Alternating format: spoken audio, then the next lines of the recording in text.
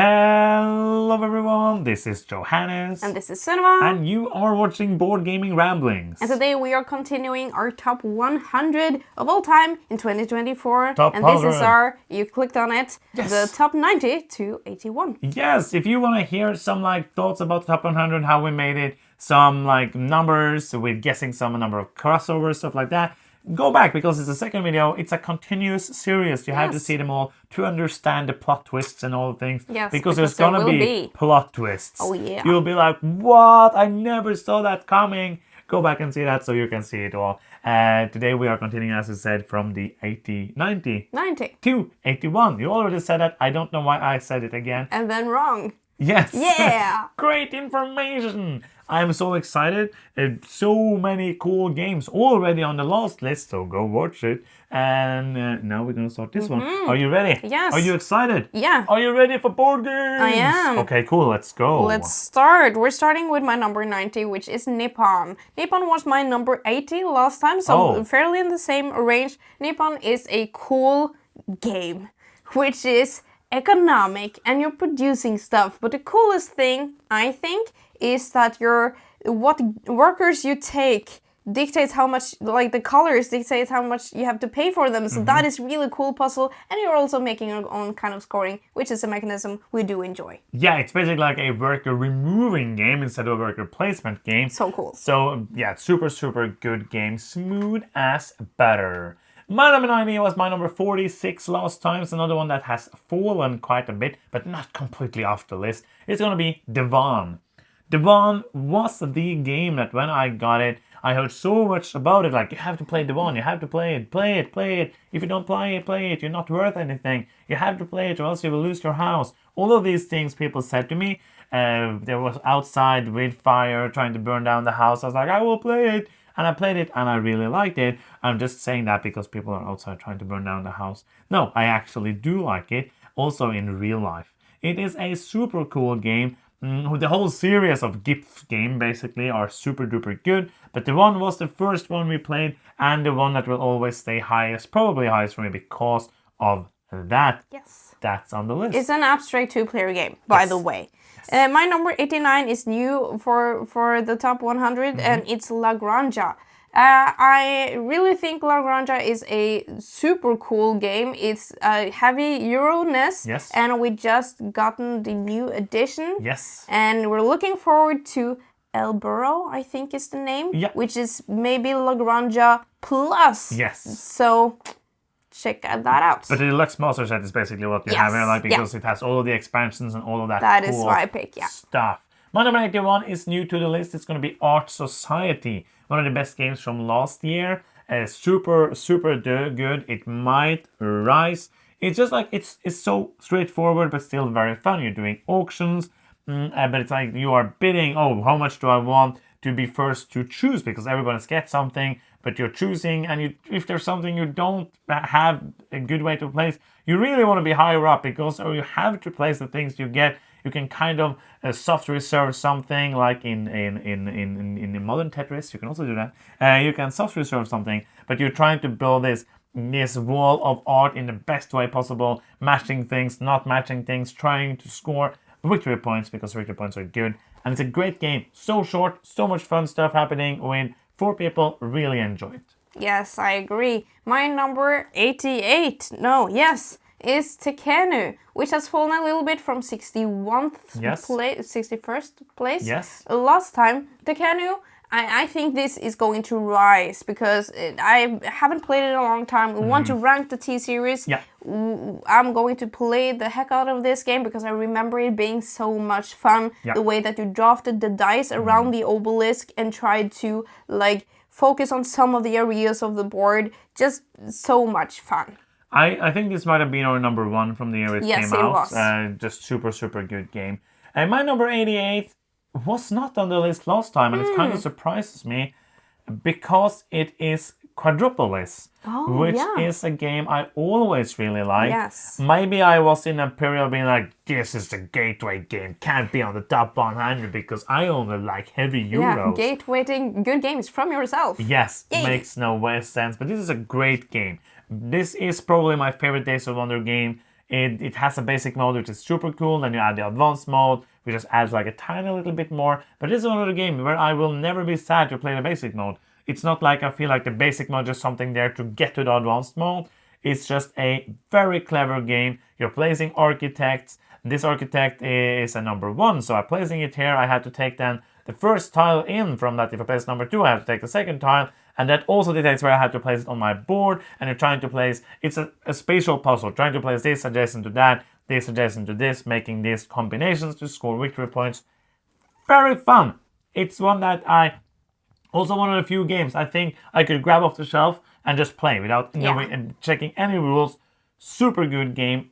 One of my favorite gateway games and a fantastic game. Yes, absolutely. My number 87 is Clans of Caledonia, and it has fallen from 52nd place last time. Yeah, it is low, but Clans of Caledonia is a really solid game. Some people says it has some what you call it, similarities DNA. with from Gaia projects, for example. Yeah. And it Because is it has. because it has, but it is an economic game where you're trying to produce these resources and trying to expand your production, and it is so tight on money. It's very, very good. Yes. My number 87 was also not on the list last time, and another one that kind of surprised me that it wasn't, which is On Mars. Vitalis Lacerda's On Mars. Many people's favorite Lacerda, not my favorite Lacerda, but still a very fun game. It has that super complicated thing of you trying to be on Earth when you want to and then go to Mars and doing things on Mars, but then you kind of don't want to get left behind on Earth, but then you're alone so you can get all the stuff. It's not on Earth though, it's in the shuttle. It's on the shuttle. It would be a very long way. That is true. It would make the game very weird. Like, now you have to wait there for 6 years. Yeah, you're right. You're from the shuttle to Mars, but it's such a clever the spatial puzzle, building these things, moving around on the map. A lot of great things. Not my favorite Lacerda, but still on my top 100. Wasn't there last time, not sure why. But now it's here, and now I spoke about it. My number 86 is Sango, the First Empire. We've just played the new edition, and it's just reminded me why I like Sango so much. And it has taken some changes, made it a little more streamlined. I like the changes that they've done to the game. It's a super... I struggle to find the right words for describing the game because it is, but it is unique. So go check out the game. Yes, we also have reviews of it if you want to hear That's other what I meant. words Thank you. Of it. My 86 was my number 48 last time. Has fallen a bit, and that is The Gallerist. Another nice game from Lacerda. It's one that just my brain never kind of understood. On Mars as well. Those two games, I don't know why, are those sort of games which my brain kind of has a problem to digest in a way that makes me enjoy it as much as the other Lacerda games. If I sat down to play The Gallerist like 4 times in a month, it might change completely because my brain might get like that click. But it's still when I play like 5 times, something like that, but I still don't get it. It's very clever. You are a gallerist, which is like a made-up work. A title, and you're running a gallery. You're finding new artists. Is it a made-up thing? Maybe someone is a gallerist. It is not a made-up thing. You're looking like, what are you talking about? And my brain just like, maybe I screwed up now. But yeah, so it's a completely normal way to live, to be a gallerist, and you're trying to sell artwork, find new artists, make them more popular so you can sell their stuff for more money.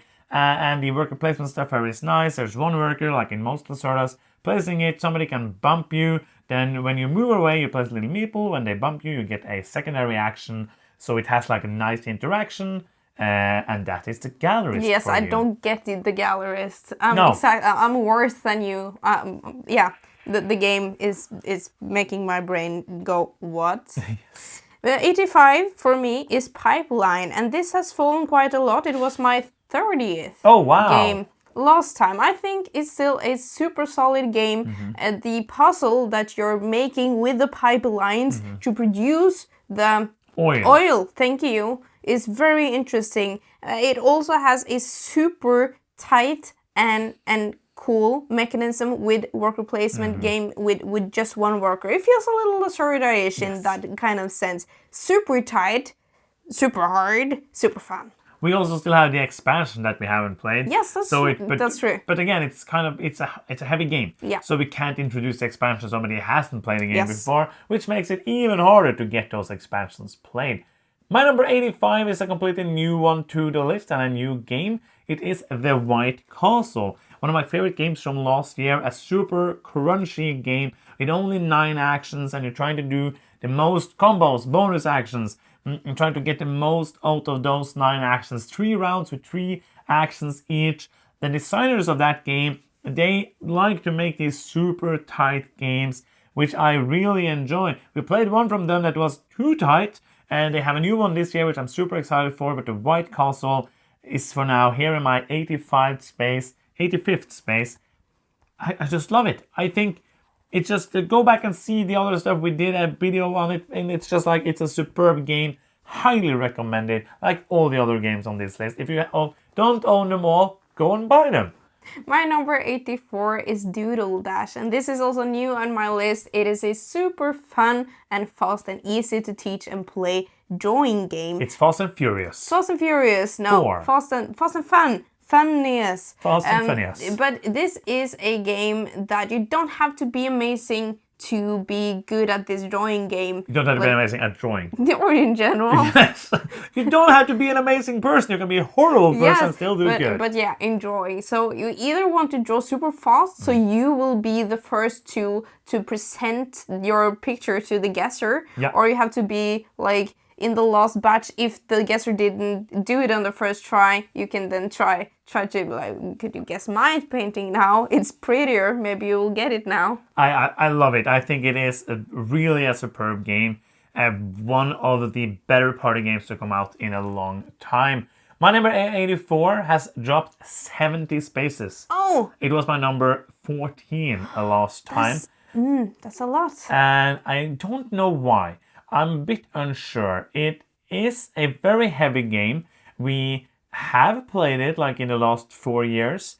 And it's so good. And I'm seeing it now on my list. I'm like, I could have been higher. But there's so many games and it's so hard to choose. And I'm feeling like, 84 is bad, but 84 is still fantastic. And it is Tricarion.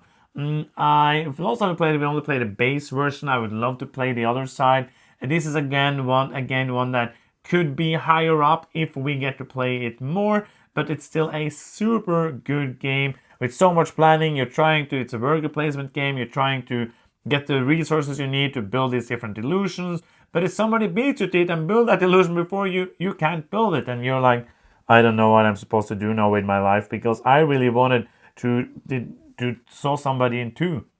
And now I can't. Now I have to do a dove act instead. And I don't like doves, but I will make them now. And it's a great theme because it's my work, but here it's with actual magic as well. It's like a mashup of magic and magic. And I really like it. Tricarion. Tricarion is amazing. I think last time we made this list, it was almost right after we played it, and that was my first full play of the game. Oh, that's true. So it was very high up on my list as well. It's an amazing game, but yeah, I need to play it more. Yes. And my number 83 is not Doodle Dash. Doodle Dash again! Yay! Crossover with yourself! No, it's Tiny Town, and it has fallen a bit. It was my number 47 last time, but I really love Tiny Towns. It's this super tight spatial puzzle where you alternate, you go in turns who's picking the little colored cube. And you then say, okay, somebody chose that we will place a red.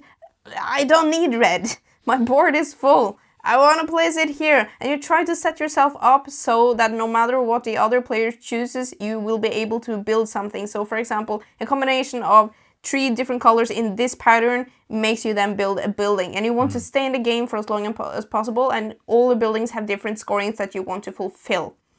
Fantastic game, really like it. It's that spatial puzzle again that we talked about many times already in the top 100. Like spatial puzzles. You're trying to do these things, like the puzzle of these, and then after that you want to have this building and this building and all of those things, which makes it super cool.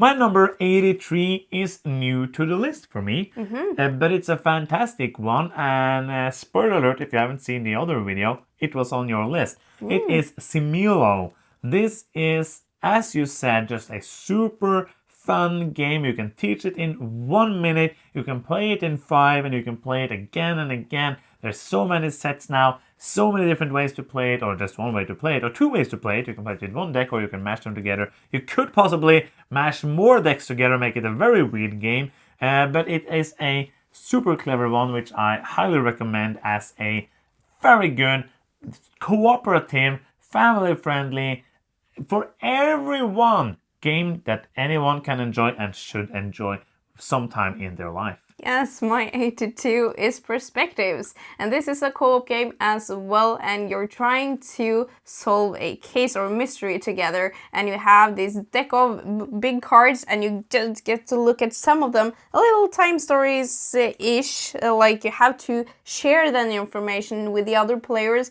and all of the cases, so far we've played 3, that is in the set. I'm hoping there's going to be more games. That is why I'm talking about it in this way. Feels different and unique and so cool when you see things then on your cards when you get new information that suddenly like you crack the whole case. Cool. You need a specific group to play this game because it's 100% communication. Yes. It's a deduction game where if somebody holds cards and cannot explain what they see, you're gonna lose. So it is like it's important to have people that you know will enjoy this kind of exercise, like game. I think it's like a super clever way of taking a deduction game, like Sherlock Holmes, for example, and flip it a bit on its head and do it in a very different way. My number 82 was not on the list last time, and many will say this is low for it, but it is here, and it is Hegemony. A very heavy asymmetrical game where everybody is playing kind of the same game but in a very different way. One of the reasons, like I rated it quite highly and had it on my top, I don't remember if it was top 10 or top of 20, but it is a game that is hard to get to the table because you either gonna have a very long teach or everybody needs to know the game from before, and it's gonna be a long game, and all of these highly asymmetrical games are prone to somebody playing wrong, like doing like stupid stuff and making it very much simpler for a faction or very much harder for a faction. So it is that, but it's a super clever game and it's so thematic. I actually care about the theme when I play it. I'm like, oh, that's like real life. So it's not one you play to get away from real life, but it's one where you simulate and actually play real life. Yes, I enjoy it so much, but the reason it's here is because it's gonna be hard to get to the table. Yeah, the game in itself is amazing, but it's the wrong game for our group because we play so many other games. So this is a game that shines if you have the same people playing it more and actually diving into the goodness of the game. Yeah, and also because our group is mostly us and then other people we play with. It's not like the same group every time. Yes, that's true. My 81 is The Initiative, another cooperative game which we had so much fun with. This is a game that we played just the two of us, and what really I love puzzle games, and this is a cool puzzle game, and I also like the cartoonish style of the game. It really just, I had so much fun with it. I think we played the whole game in like 4 days or something. So it's a little experience, but I want to recommend it because it was such a fun game to play. This is a lighter game. It's like more of a family style game, but it also worked really well for as a light puzzle experience. Highly recommend it for families as well. It is a game within a game, which is kind of fun. Like it's a meta thing where you're playing this, this story about the characters, and they're playing this game, and that's the game you're playing inside the game. Yes, I agree. It's a lot of fun. My last one is 81, which was my number 68 last time, and that's gonna be The Crew, Mission Deep Sea, which is a cooperative, yes, I do like some cooperative games, a cooperative trick-taking game, and it's so clever. The Crew, a mission, space, something, planet, the Search for Planet 9, I think, something like that, was really good. But all the quests and stuff you did were kind of similar. So when they made Deep Sea, and now it's going to be wildly different every time we play it, just makes the game so much better. It's so good, and I would love to play it more because it's a fun game. It is. Really highly recommend it. And that's it. Yeah. Those are 10 more games. We hope you enjoy this series so far. It's so much fun talking about these games. Yes. Like one of the things I love about doing this top 100 is that most of the time we talk about new stuff. Like we talk about the top 10s. The top 10s are usually going back, but like the top 10 of the year, all the reviews, all that is new stuff. So it's so fun to like sit back and look at all of the games we have played and talk about some fantastic games that we have played throughout. We have so much appreciation for the games that mostly of these games are in a collection still. Yes. And it's so nice to remember why we have all these things in our house. That is true. That's going to be the end of this video. If you are new to our channel or if you haven't done so yet, you can help us out in a very big way. It's super helpful if you want to give us a victory point. And we get victory points when you click that subscribe button. You can also click the bell to get notifications every time we post a new video. And that is the end of this video. Thank you so much for watching. I'm Johannes. I'm Cinema. And you've been watching Board Gaming Ramblings, and bye bye.